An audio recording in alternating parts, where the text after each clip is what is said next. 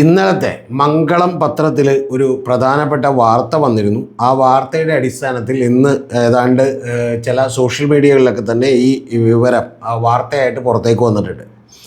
ആ വാർത്ത ഇതാണ്: ഭരണത്തുടർച്ച ഉറപ്പിച്ച പിണറായി മെയ് 5-ന് പന്തലിടാൻ നിർദ്ദേശം എന്നുള്ളതാണ് പറഞ്ഞേക്കുന്നത്.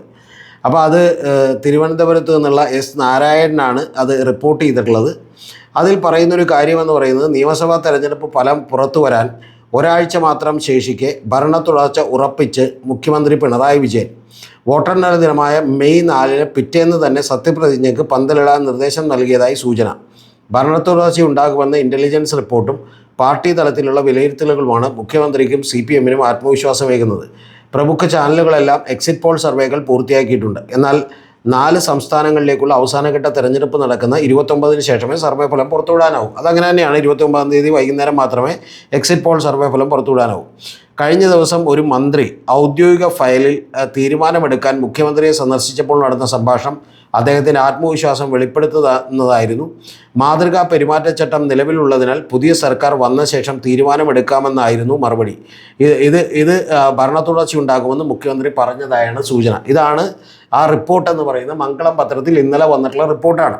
അപ്പം ഞാനത് രാവിലെ കണ്ടു. പക്ഷേ എൻ്റെ തിരക്കുകൾ മൂലം ഞാനത് വീഡിയോ എടുക്കുന്നതിന് മുമ്പ് ഒരിക്കൽ കൂടി ക്രോസ് ചെക്ക് ചെയ്യാമെന്ന് വിചാരിച്ചു. പക്ഷേ ഇതിൽ പറയുന്ന ചില കാര്യങ്ങളിൽ ഒരു വസ്തുതയുണ്ട്. കാരണം CPM-ഉം അതുപോലെ തന്നെ പിണറായി വിജയനുമൊക്കെ 5-ാം തീയതി തന്നെ സത്യപ്രതിജ്ഞയ്ക്ക് കളമൊരുക്കുമോ എന്നൊക്കെയുള്ളത് കാത്തിരുന്ന് കാണണം. കാരണം നമ്മുടെ ഇലക്ഷൻ കമ്മീഷനൊക്കെ വൈകുന്നേരം വന്ന് എല്ലാവർക്കും സർട്ടിഫിക്കറ്റൊക്കെ ഇഷ്യൂ ചെയ്യുമ്പോഴത്തേക്കും ടൈം എടുക്കുമായിരിക്കും.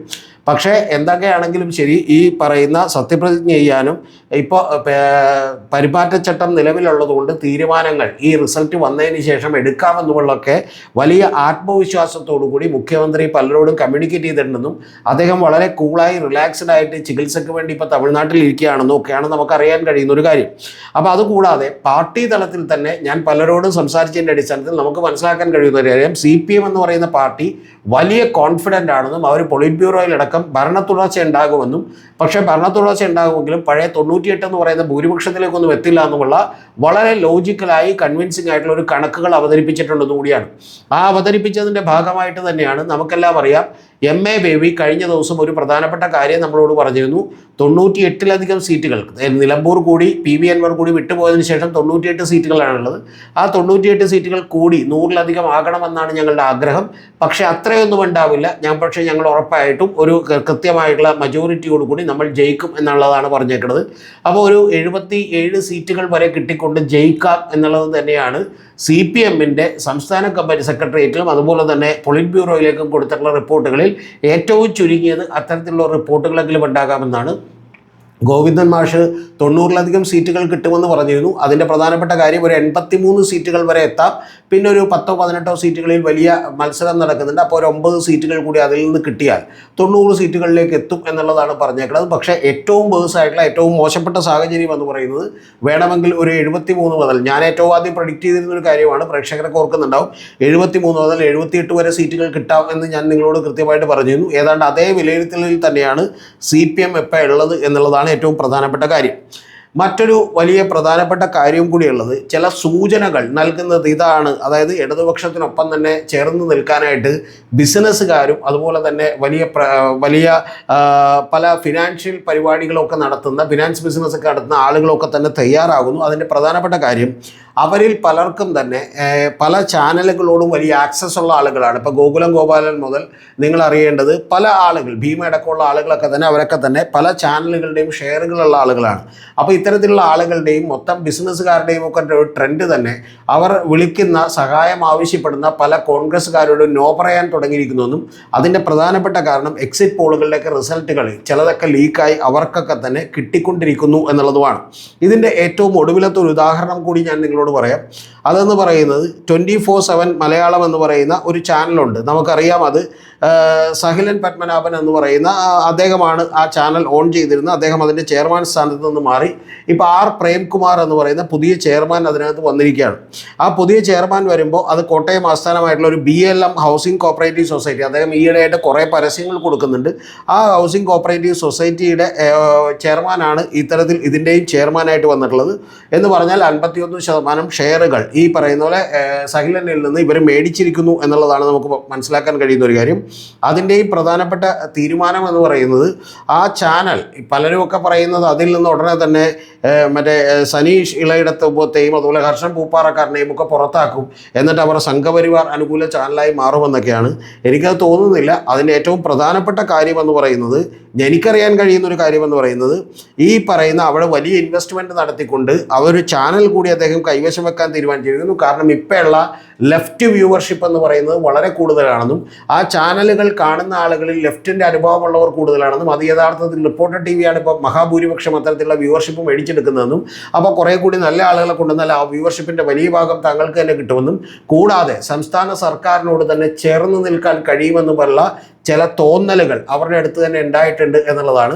ഇതിനും അപ്പുറത്തേക്കുള്ള ചില ഡീറ്റെയിൽസ് ഒക്കെ ഉണ്ട്. അതൊക്കെ വരും വഴിയെ നമുക്ക് പറയാം എന്നുള്ളതാണ് എനിക്ക് പറയാനുള്ളത്. കാരണം അത് ബിസിനസ്സുമായി ബന്ധപ്പെട്ടിട്ടുള്ള ബിസിനസ് കമ്മ്യൂണിറ്റി, എത്തരത്തിൽ ബിസിനസ് കമ്മ്യൂണിറ്റിയും ഉദ്യോഗസ്ഥന്മാരുമാണ് യഥാർത്ഥത്തിൽ പലപ്പോഴും നമുക്കറിയേണ്ടത് ഈ ഭരണമാറ്റമൊക്കെ കൃത്യമായി സ്മെല്ല് ചെയ്യുന്ന ആളുകൾ എന്ന് പറയുന്നത്. അപ്പോൾ അതുകൊണ്ട് തന്നെ അത്തരത്തിലുള്ള ആളുകളുമൊക്കെ തന്നെ പിണറായി വിജയനോടും CPM-നോടും ഒക്കെ ചേർന്ന് നിൽക്കാൻ വേണ്ടി തീരുമാനിക്കുന്നു. ഇന്ന് നിങ്ങൾ ശ്രദ്ധിച്ചു നോക്കിയാൽ കാണാം, ഏറ്റവും ഒടുവിൽ ഇന്ന് വെള്ളാപ്പള്ളി നടേശൻ ഒരു പത്രസമ്മേളനം നടത്തിയിട്ടുണ്ട്. ആ പത്രസമ്മേളനത്തിലുമൊക്കെ തന്നെ അദ്ദേഹം കൃത്യമായി പറഞ്ഞു വെക്കുന്ന ഒരു കാര്യം കൂടി നിങ്ങൾ ശ്രദ്ധിക്കണം. അദ്ദേഹത്തെ പോലെ ആളുകൾക്കൊക്കെ തന്നെ ഗ്രൗണ്ടിൽ നിന്നുള്ള റിപ്പോർട്ടുകൾ കൃത്യമായിട്ട് കിട്ടും. കോൺഗ്രസ് ഒക്കെ തന്നെ ഒരു കണക്കുമില്ലാതെ വെറുതെ വായി തോന്നിയത് പറയുകയാണെന്നും CPM-ൻ്റെ കയ്യിൽ കൃത്യമായിട്ടുള്ള കണക്കുകളുണ്ട് എന്നുള്ളതും ആ കണക്കുകളുടെ അടിസ്ഥാനത്തിൽ അവർ വലിയ കോൺഫിഡൻ്റ് ആണ് എന്നുള്ളതും മറ്റേ പൊന്ന് ഏറ്റവും ഒടുവിൽ റാഞ്ചിക്കൊണ്ട് പോകാൻ കഴിയുന്നത് പിണറായി വിജയനായിരിക്കും എന്നുള്ളതുമാണ് അദ്ദേഹം പറഞ്ഞു വെക്കുന്നത് എന്നുള്ളത് നിങ്ങൾ മറന്നു പോകരുത്. എന്ന് പറഞ്ഞാൽ കുറേ കൂടി കോൺഫിഡൻ്റായ ഒരു തീരുമാനങ്ങളിലേക്ക്, അല്ലെങ്കിൽ അത്തരത്തിലുള്ള ഇൻ്റലിജൻസ് റിപ്പോർട്ടുകളുടെ അടിസ്ഥാനത്തിൽ തന്നെ കുറേ കൂടി ഉറച്ച തീരുമാനങ്ങളിലേക്ക്, ആത്മവിശ്വാസത്തിലേക്കും CPM-ഉം LDF-ഉം എത്തിയിരിക്കുന്നു. പക്ഷേ അതുവരെയുള്ള ഈ പറയുന്ന പോലെ കോൺഗ്രസിനകത്തുള്ള പ്രശ്നങ്ങൾ അങ്ങനെ നടക്കട്ടെ, വളരെ ക്ഷമയോടുകൂടി റിലാക്സ്ഡ് ആയിട്ടിരുന്ന് കാണാം എന്നുകൂടിയാണ് ചില നേതാക്കന്മാർ എന്നോട് പറഞ്ഞത്, CPM-ൻ്റെ അടക്കം. ഈ വീഡിയോ കണ്ടവർ എല്ലാവർക്കും നന്ദി. കൂടാതെ പ്രധാനപ്പെട്ട ഒരു കാര്യം ഈ ചാനലിനെ കുറിച്ച് കൂടി പറയാനുണ്ട്. നമ്മുടെ ചാനലിൽ നമ്മളെ സപ്പോർട്ട് ചെയ്യാൻ ആഗ്രഹിക്കുന്നവർക്ക് വേണ്ടിയിട്ട് നമ്മളൊരു മെമ്പർഷിപ്പ് ഏർപ്പെടുത്തിയിട്ടുണ്ട്. ആ മെമ്പർഷിപ്പ് എന്ന് പറയുന്നത് എടുത്തതുകൊണ്ട് ഏതെങ്കിലും ചില വീഡിയോകൾ നിങ്ങൾക്ക് നേരത്തെ കാണാൻ കഴിയുമെന്ന് മാത്രമേ ഉള്ളൂ, അല്ലാതെ വലിയ ബെനിഫിറ്റ് ഒന്നും ഉണ്ടാവില്ല. പക്ഷേ നമ്മളെ സംബന്ധിച്ചോളം നമ്മൾ വളരെ സത്യസന്ധമായ നിഷ്പക്ഷമായിട്ടുള്ള കാര്യങ്ങൾ നിങ്ങളോട് പറയണം എന്ന് വിചാരിക്കുന്ന ആളുകളാണ്.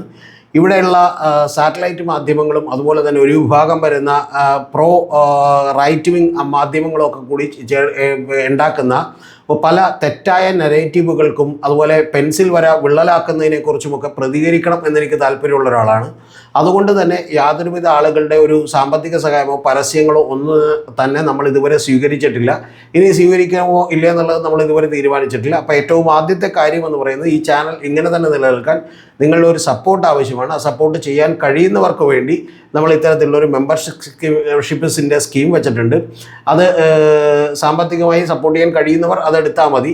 അതിൽ ഏറ്റവും ആദ്യത്തെ ലെവൽ എന്ന് പറയുന്നത് 179 രൂപയാണ്. അടുത്ത ലെവൽ എന്ന് പറയുന്നത് 379 രൂപയാണ്, 359 രൂപയാണ്. ഇങ്ങനെ മൂന്നാമത്തെയും നാലാമത്തെയും ഒക്കെ ലെവലിൽ കുറച്ചുകൂടി പണം കൂടുതലാണ്. അതെടുത്തതുകൊണ്ട് നിങ്ങൾക്ക് വലിയ ബെനിഫിറ്റ് ഒന്നും ഉണ്ടാവില്ല. ആകെ ഉണ്ടാകുന്നൊരു കാര്യം എന്ന് പറയുന്നത് നിങ്ങൾക്ക് ചില വീഡിയോകൾ ആദ്യം കാണാം എന്നുള്ളത് മാത്രമാണ് എന്ന് ഞാൻ പറഞ്ഞോട്ടെ. പക്ഷേ നമ്മുടെ ചാനൽ ഇങ്ങനെ തന്നെ നിലനിൽക്കണം, നമ്മളെ സപ്പോർട്ട് ചെയ്യണമെന്ന് ആഗ്രഹം തോന്നുന്നുണ്ടെങ്കിൽ മാത്രം നിങ്ങൾ നമ്മളെ സപ്പോർട്ട് ചെയ്താൽ മതി എന്നുള്ളതാണ്. ഇനി അങ്ങനെ മെമ്പർഷിപ്പ് എടുക്കുമ്പോൾ അതൊരു മന്ത്ലി ഉള്ളൊരു കാര്യമാണ്. അപ്പോൾ അങ്ങനെ സപ്പോർട്ട് ചെയ്യാൻ കഴിയാത്തവർക്ക് വേണ്ടിയിട്ട് നമ്മുടെ ഗൂഗിൾ പേ നമ്പറും അതുപോലെ തന്നെ നമ്മുടെ അക്കൗണ്ട് നമ്പറും ഒക്കെ തന്നെ ഇതിനകത്ത് കൊടുത്തിട്ടുണ്ട്. ചാനൽ കുറേ കൂടി വലുതാകണമെന്നും കുറേ കൂടി കൂടുതലായി വീഡിയോകൾ ചെയ്യണമെന്നും ആ വീഡിയോകളിലൂടെ ഈ കേരളത്തിൽ ഏറ്റവും കൂടുതൽ നമ്മുടെ ജനാധിപത്യം നിലനിൽക്കാനും ഏറ്റവും കൃത്യമായിട്ടുള്ള കാര്യങ്ങൾ നമ്മൾ ജനത്തോട് പറയാനും സത്യം വിളിച്ചു പറയാനും വേണ്ടി ഒരു ചാനൽ നിലനിൽക്കണമെന്നുള്ള ആഗ്രഹം കൊണ്ട് മാത്രമാണ് നമ്മളിത് ചെയ്യുന്നത്. ഇപ്പോൾ കഴിഞ്ഞ ദിവസം തന്നെ സ്വരാജിൻ്റെ കേസിലുണ്ടായിട്ടുള്ള ഒരു കാര്യം നിങ്ങൾക്കറിയാം. പ്രശാന്ത് പത്മനാഭൻ എന്ന് പറയുന്ന അദ്ദേഹവുമായിട്ട് ചേർന്നുകൊണ്ട് ഒരു ഹിന്ദുത്വ തീവ്രവാദിയുമായിട്ട് കണ്ടിരിക്കുന്നു എന്ന് പറയുന്ന പച്ചക്കള്ളം ചില കേന്ദ്രങ്ങൾ പടച്ചുവിടുകയും അതിന് പ്രതീഷ് വിശ്വനാഥനുമായിട്ട് ചേർന്നിട്ടുള്ള ഒരു പച്ചക്കള്ളം പടച്ചുവിടുകയും ആ ഫോട്ടോയ്ക്ക് വലിയ തോതിലുള്ള റീച്ച് കിട്ടുകയും ആ ഇലക്ഷൻ കഴിയുന്നതിന് മുമ്പ് ഇത്തരത്തിലുള്ള പ്രചരണങ്ങളൊക്കെ നടത്തുകയും ഇലക്ഷൻ കഴിയുമ്പോൾ അവർ മാപ്പ് പറയുകയും ഒക്കെ ചെയ്യുന്ന രീതികൾ നിങ്ങൾ കണ്ടിട്ടുണ്ടാവും. അപ്പോൾ അത്തരം രീതികളെ സമയബന്ധിതമായി ഉടൻ തന്നെ പൊളിച്ചെടുക്കിയില്ലെങ്കിൽ തെറ്റായ വിവരങ്ങളും തെറ്റായ രീതികളും കൊണ്ട് ഈ കേരളത്തിൻ്റെ മനസ്സുകൾ വിഭജിക്കപ്പെടാം എന്നുള്ളത് കൊണ്ടാണ് ഞാൻ നിങ്ങളോട് ഈ പറയുന്ന പറയുന്ന പോലെ സപ്പോർട്ട് ചോദിച്ചത്.